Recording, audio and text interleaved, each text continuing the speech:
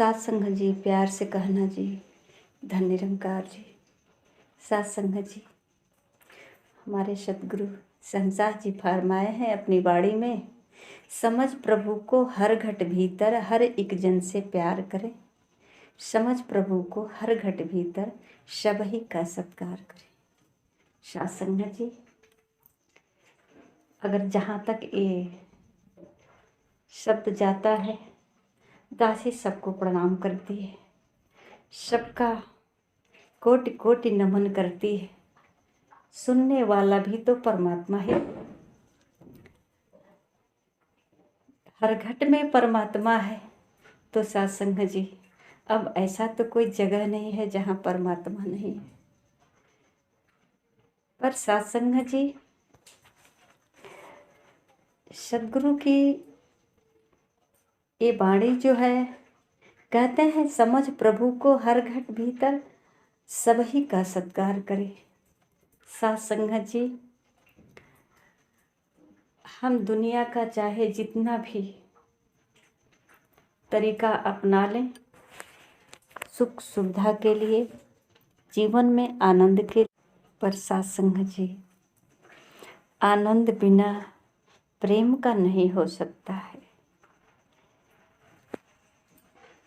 कहते हैं कि बिना ज्ञान के पाठ व पूजा, पग पग ठोकर खाना है। सात संगत जी, ऐसे कैसे हो सकता है कि पूजा पाठ करना गलत चीज़ है। पर सात संगत जी, जब सदगुरु की बाणी है तो कहीं न कहीं सत्य होगा। अनजाने में अगर हम कुछ करते हैं तो कठिनाई तो उठाना ही पड़ता है। इसका रहस्य तो पता नहीं है, फिर भी हम लगे हैं। और क्यों लगे हैं, क्या चाहिए। सात संगत जी, संसार की जो वस्तुएं हैं, कोई परिश्रम करके प्राप्त करता है, कोई पढ़ाई करके परिश्रम करता है। पढ़ाई करने में भी तो परिश्रम होता है, दिमाग खर्च होता है, पैसा खर्च होता है, समय खर्च होता है। पर सात संगत जी, बच्चे बहुत परिश्रम कर रहे हैं कि हम पढ़ाई कर लेंगे तो कुछ बड़ा आदमी बनेंगे, पैसे कमाएंगे, ये लक्ष्य है उनका। और सात संगत जी, कुछ लोग मेहनत करते हैं, शारीरिक श्रम करके धन इकट्ठा करते हैं, और इसमें कुछ ऐसे धन भी इकट्ठा होता है, हम इकट्ठा होता नहीं हो चाहते हैं कि हो जाए, जिसमें कुछ तंत्र मंत्र विद्या का हम प्रयोग कर लें। तंत्र मंत्र विद्या, ये आसानी से पैसा धन आ जा हमारे पास। पर सात संगत जी, ये धन जैसे ही तंत्र मंत्र से आता है, वैसे ही तंत्र मंत्र से चला जाता है। और सात संगत जी, जो पसीने बहाकर धन इकट्ठा होता है, जो परिश्रम करके, जो शारीरिक श्रम करके पैसा कमाया जाता है, वो पैसा सात संगत जी, शरीर में इसी तरह से एक सच्चा और शुद्ध लहू बन करके शांति प्रदान करता है। सात संगत जी, इसीलिए जो पढ़ लिख करके परिश्रम करना चाहता है, जो पढ़े लिखे कम हैं, वो मेहनत करके परिश्रम करते हैं। सात संगत जी, हर इंसान का यह कर्म है। और सतगुरु कहते हैं कि समझ प्रभु को हर घट भीतर, हर एक जन से प्यार करे। सात संगत जी, अगर जीवन में हमारे पास बहुत सारे पैसे हैं, धन है, हमने शारीरिक श्रम से, पढ़ाई लिखाई से, बुद्धि से, कलम से या दलाली से, जैसे भी पैसा तो इकट्ठा कर लिया, पर सात संगत जी, अगर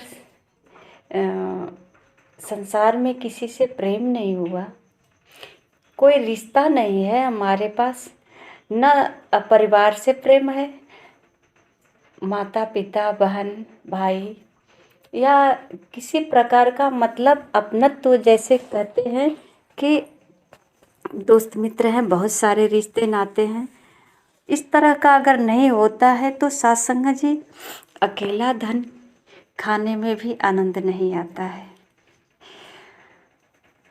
तो साथ संगत जी, चाहे जिस तरह का हमारा धन हो, प्रेम तो जरूरी है। और प्रेम साथ संगत जी हमारे जीवन में बहार लाएगा। ये उजड़ा हुआ जीवन साथ संगत जी, एक माता जी हैं, उनका घर बहुत बड़ा है और उस घर में अकेली रहती हैं। उनके बच्चे बहुत पैसे कमाते हैं। 2 बच्चे हैं और 2 बेटियां हैं। बेटियां ससुराल चली गई और बेटे परदेश चले गए।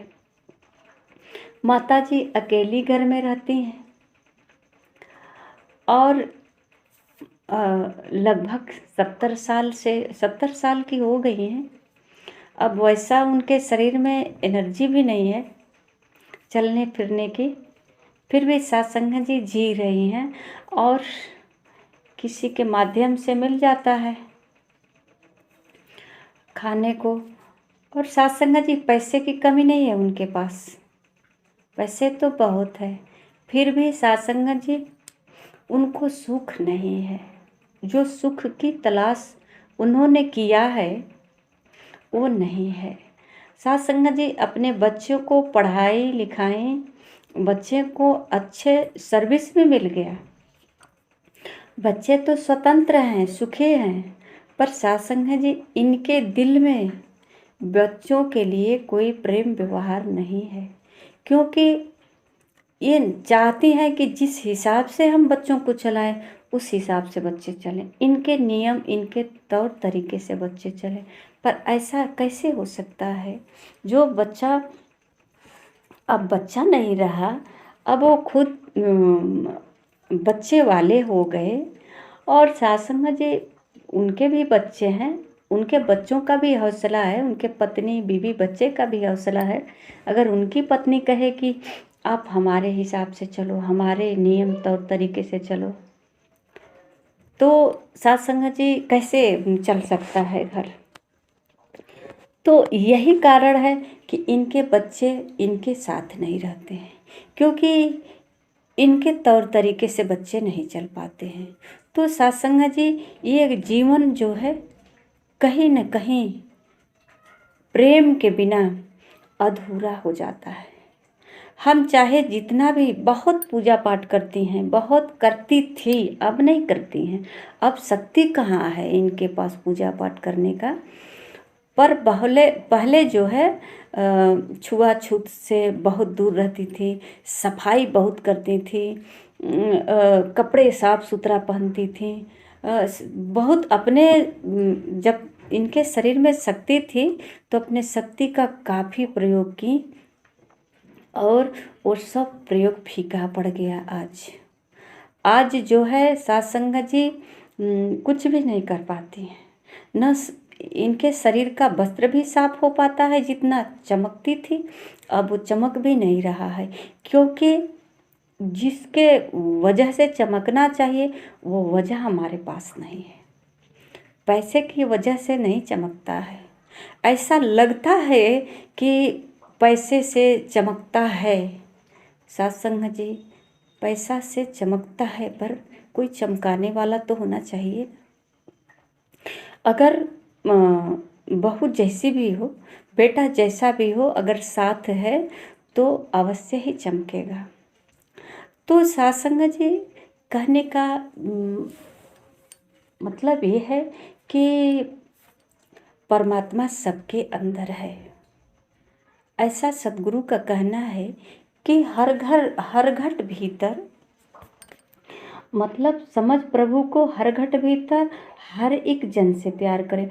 अगर हम हर एक जन से प्यार कर सकते हैं तो फिर अपने घर वालों से क्यों नहीं करते हैं? बच्चों को तो हमने ही पढ़ाया ना, अब पढ़ा लिखा दिया क्या? अपने पास रखने के लिए, उसको वस्त्र अपना धोने के लिए, अपना जूठा थाली धोने के लिए। हाँ, बच्चे धो सकते हैं, जब पास रहेंगे तो क्यों नहीं धोएंगे?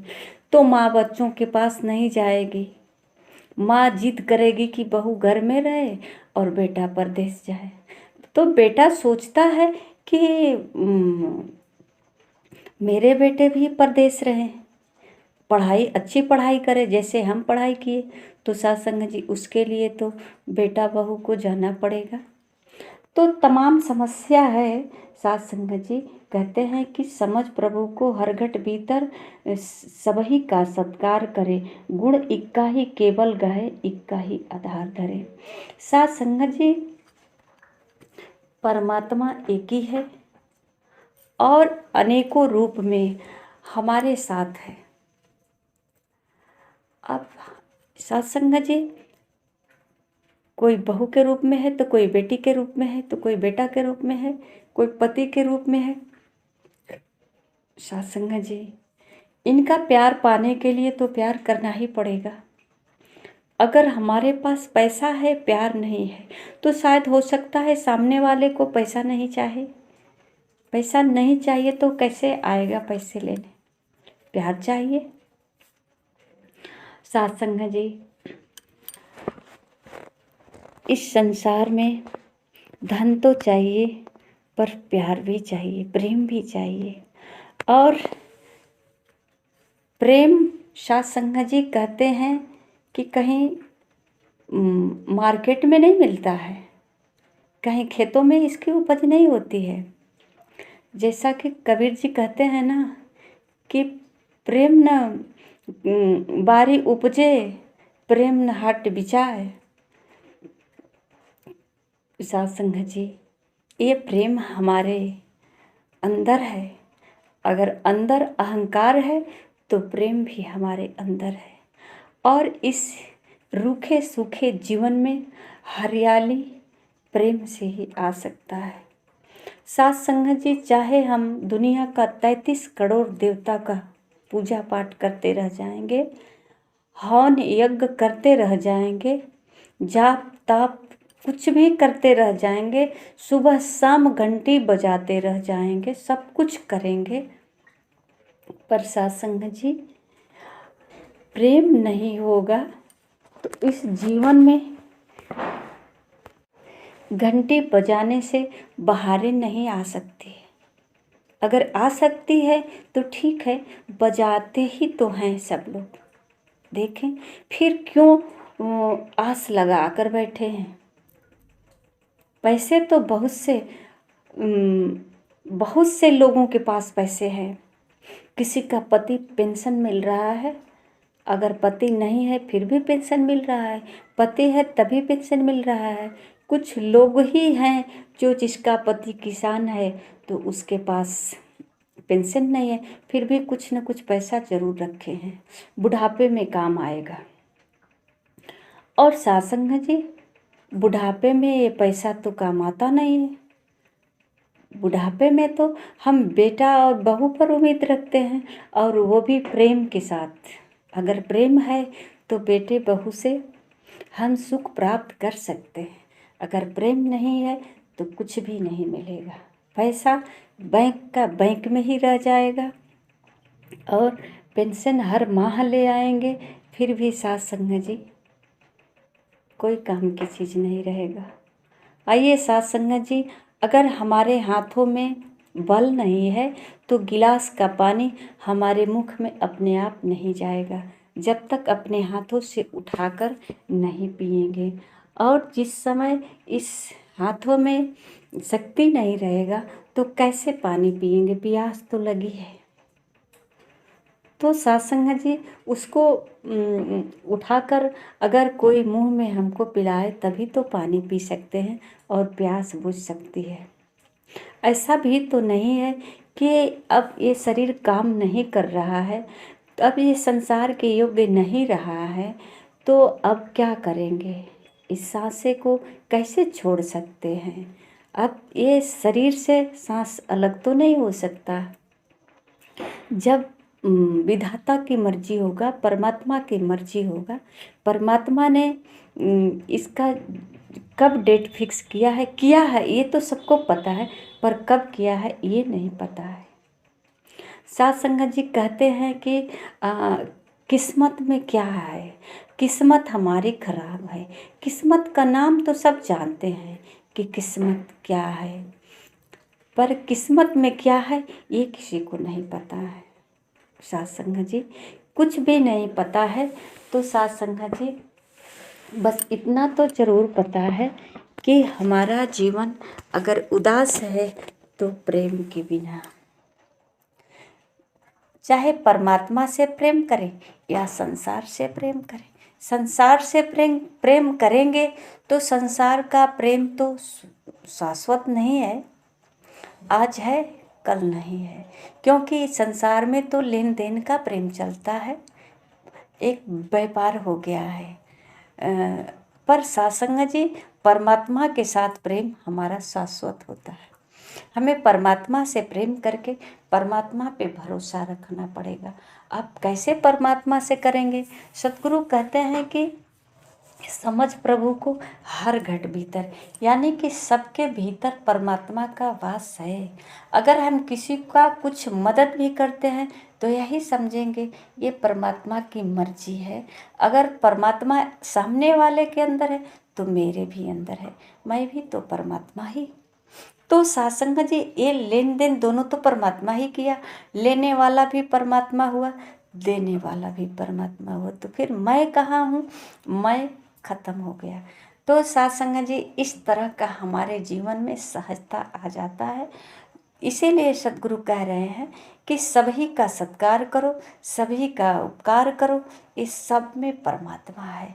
तो हमें परमात्मा पर भरोसा और प्यार अगर हो जाए तो सत्संग जी सबके साथ हमको सत्संग जी प्रेम करना नहीं पड़ेगा, ये तो प्रेम स्वतः हो जाएगा, क्योंकि सब में परमात्मा है। अब परमात्मा का तो पूजा करना ही पड़ता है, दान दक्षिणा देना ही पड़ता है, चढ़ावा चढ़ाना ही पड़ता है, तो सब में परमात्मा है। तो आवश्यकता के अनुसार क्या सबके साथ कर लेंगे?